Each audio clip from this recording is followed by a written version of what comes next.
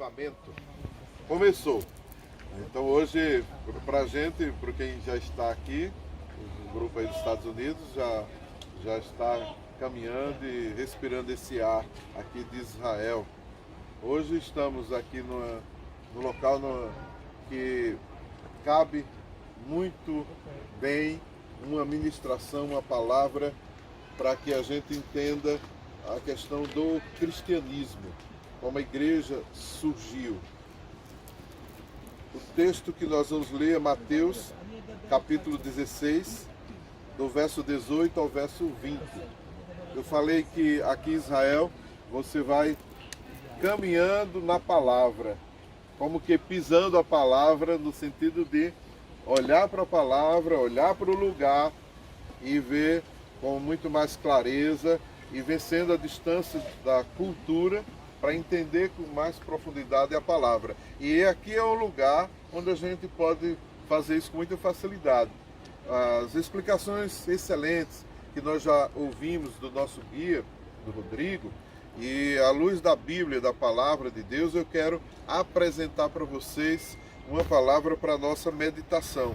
Mateus 16, versos 18 até o verso 20, eu quero ler esse texto.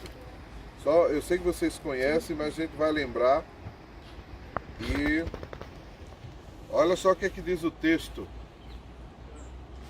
Indo Jesus, verso 13, indo Jesus para os lados de Cesareia de Filipe, então, perguntou a seus discípulos: quem diz o povo ser o Filho do Homem? E eles responderam: uns dizem João Batista, outros Elias e outros Jeremias ou algum dos profetas.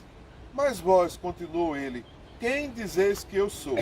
Respondendo Simão Pedro, disse: tu és o Cristo, o Filho do Deus vivo. Então Jesus lhe afirmou: bem-aventurado és, Simão Barjonas, porque não foi carne e sangue que te revelaram, mas meu Pai que está nos céus. Também eu te digo que tu és Pedro, e sobre esta pedra edificarei a minha igreja, e as portas do inferno não prevalecerão contra ela. Dar-te-ei as chaves do reino dos céus. O que ligares na terra terá sido ligado nos céus, e o que desligares na terra terá sido desligado nos céus. Então adverti os discípulos de que a ninguém dissessem ser ele o Cristo. Amém. Verso 18, Jesus vai dizer, segundo o Evangelho de Mateus, que é ele que faz esse registro: tu és Pedro, e sobre esta pedra edificarei a minha igreja. Então é a primeira vez que aparece a palavra igreja, o eclésia, o eclesia, os chamados para fora, que é esse o sentido da palavra. E depois ele diz: e as portas do inferno. A menção que Jesus faz direto a esse lugar onde a gente está, o lugar onde a gente passou agora há pouco, o templo do Deus Pan. Uma teoria que é ensinada, e esse Deus Pan, como nós falamos ali, ouvimos do guia. Então, uma das explicações para o Deus Pan é que, do grego, a palavra pan, de pânico, de medo. Então, nessa região aqui de um grande pântano e com as nascentes do Rio Jordão, eles acreditavam, os moradores, os pastores que criavam as suas ovelhas aqui, as mulheres que vinham cuidar, tinham ataques aqui. E elas tinham medo de passar por aqui. Então eles tinham que prestar adoração ao Deus Pan para que eles fossem protegidos. Então essa era a ideia. E vinha muita gente para esse lugar. Então com a construção dos templos do Deus Pan, e a gente viu toda essa estrutura, aí as pessoas começavam a vir para esse lugar. E Jesus, muito provavelmente, passou por aqui, porque o texto fala dele indo por Cesareia. Alguns chegam a dizer que Jesus trouxe propositalmente os seus 12 para esse lugar, mostrar o poderio da religião dominante da época e dizer para eles: eu vou formar uma igreja que vai vencer tudo isso. E eles ficaram impressionados com essa declaração. Em cima do que Pedro disse, aí vai Jesus e explica. Então, aqui nós temos uma questão do entendimento do que é que Jesus quis dizer sobre Pedro, porque se formou uma ideia equivocada de que Pedro era a base da igreja, e a estrutura da igreja. Então eu te digo que tu és Pedro, sobre esta pedra, se referindo a Pedro, né? Então Pedro seria a base do começo da igreja.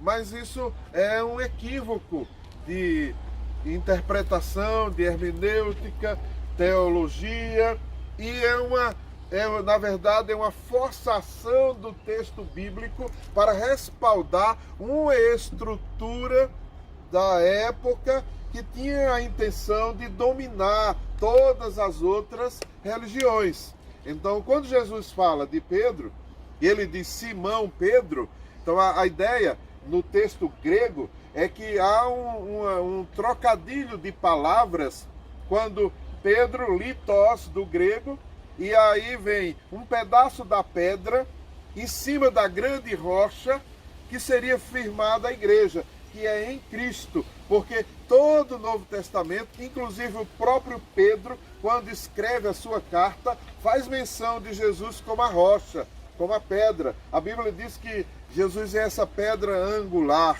Aí depois a Bíblia fala da rocha, que é Pedro. E Paulo fala dessa construção, da edificação da igreja sobre um fundamento, sobre a rocha, que faz menção direta a Jesus Cristo. Então, dizer que Pedro seria uma rocha para firmar uma igreja, biblicamente, teologicamente, a gente já sabe disso. E Jesus faz a primeira declaração dele, falando de igreja, e fala: Pedro, eu te digo que tu és pedra, és uma rocha, um pedacinho da grande rocha, sobre esta pedra, esta rocha, se referindo a Jesus, firmarei a minha igreja. Aí essa igreja, a estratégia seria de Jesus, essa igreja seria tão forte que venceria os portões do inferno.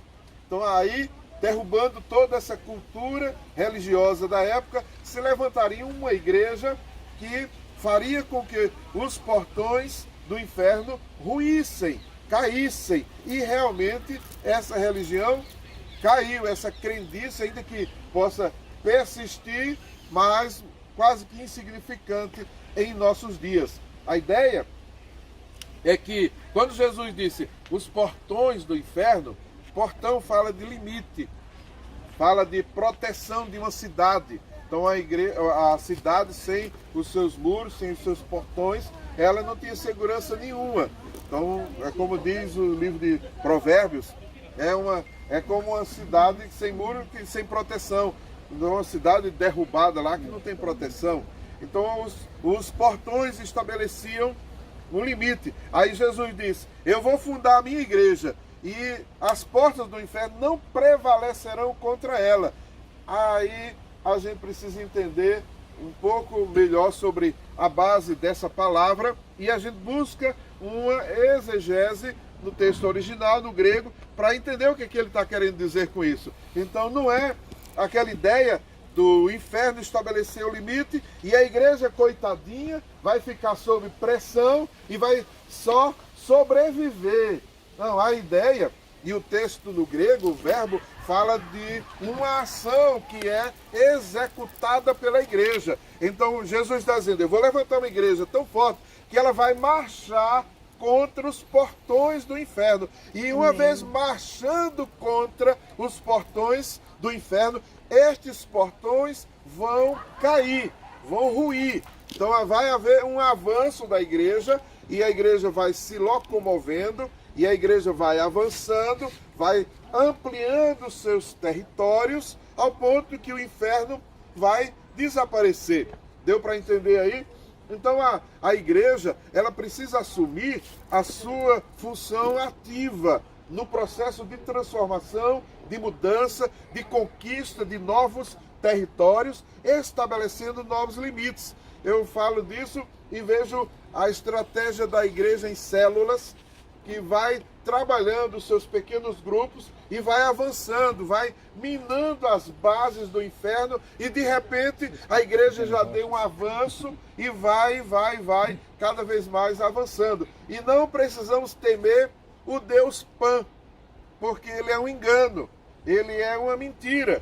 E uma vez que a revelação nos é trazida, isso se dissipa. Nós não vamos ter medo de demônios, não vamos ter medo de Deus Pan. A doutrina de que ensina os crentes a ter medo do diabo, ela não é bíblica. É o diabo que tem que ter medo da gente.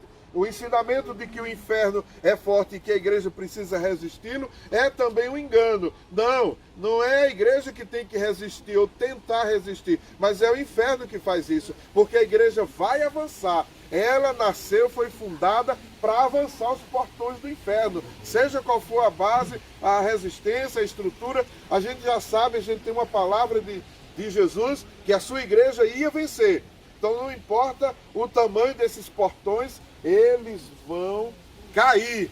Amém. Diga amém. Amém. Então essa é a ideia. Nós precisamos avançar e fazer com que essa estrutura caia. Toda estrutura levantada contra a igreja, ela vai cair. Mas para isso a igreja tem que assumir a sua função, o seu chamado ativo nesse processo. Não é a igreja ficar, coitadinho, tremendo de medo e vamos orar para cair lá. Não, a gente vai orar para agir, para derrubar lá. Então a gente tem que partir na frente. Eu estava observando no voo agora na Turquia, eles colocam lá várias diversões para a gente, vários filmes e lá no final tem o Alcorão, que você pode ouvir também. Ou se você preferir, você pode ler. E lá no final tem lá um lugar de oração que você pode procurar quando chegar na cidade, em Istambul. E dali você tem o lugar de oração, tem o horário, quanto tempo vai. Então eles estão divulgando ali. Por quê? Porque é uma empresa declaradamente islâmica. Aí o que é que está sendo feito no Brasil? Pelas empresas que são de propriedade de cristãos. Eles dizem assim, nós não podemos mostrar a cara, não podemos falar disso, porque senão as pessoas vão resistir. Nós não podemos falar disso porque o Brasil é um país laico. Nós não podemos... Conversa é engano do diabo, é o medo, é o Deus Pan trazendo medo, achando que a empresa não vai avançar se assim o fizer. Olha o exemplo lá do islâmico. E por que a gente não se posiciona como cristão? Por que a gente fica com medo, querendo esconder a nossa identidade? Será que é o Deus Pan que está fazendo medo às pessoas, aos cristãos? E a gente agora tem medo de se posicionar? Ora, nós temos que trabalhar bem a liberdade religiosa, mas não quer dizer que a gente vai esconder a nossa identidade, porque alguém vai se ferir. Não temos que ter essa preocupação. A igreja tem que entrar em ação, e nós somos essa igreja. Então a palavra que em nome de Jesus eu libero sobre a sua vida é uma palavra de ânimo, é uma palavra de coragem. Você não pode ficar com medo, você é um crente em Jesus Cristo, você é a igreja de Jesus e você vai vencer, vai derrubar toda a resistência, todo portão, todo limite que Satanás tenha colocado sobre as nossas vidas. Esses limites vão cair, nós vamos avançar, nós vamos conquistar e vamos fazer prevalecer a igreja que Jesus veio fundar. Diga amém. Amém. Glória a Deus. Dá um aplauso ao Senhor. Aleluia. Deus abençoe, meus queridos. Vamos lá então, gente.